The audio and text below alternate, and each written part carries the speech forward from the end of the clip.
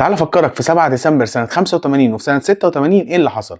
اليوم دوت كان وشه حلو على النادي الاهلي. هتقول لي ازاي؟ هقول لك ان في 7 ديسمبر 85 النادي الاهلي احرز بطولة كأس الكؤوس. كان في ماتش الذهاب كسبنا 2-0، كابتن مجدي عبد الغني وكابتن زكريا ناصف. في العودة النادي الاهلي خسر 1-0 اللي هو كان بتاريخ 7 ديسمبر 85 اللي هو زي النهارده.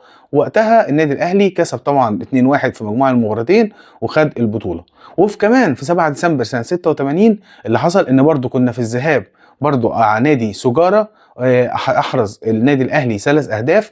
طاهر ابو زيد جاب جونين ومجدي عبد الغني جاب جون وخلص ماتش الذهاب 3-0.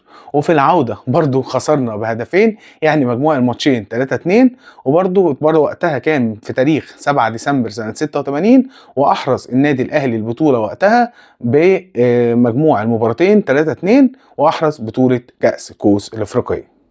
وقتها بسبب الماتش دوت النادي الاهلي احتفظ بالكاس مدى الحياه لان دي كانت البطوله الثالثه على التوالي. انا كده خلصت، اشوفكم بكره. تعال افكرك.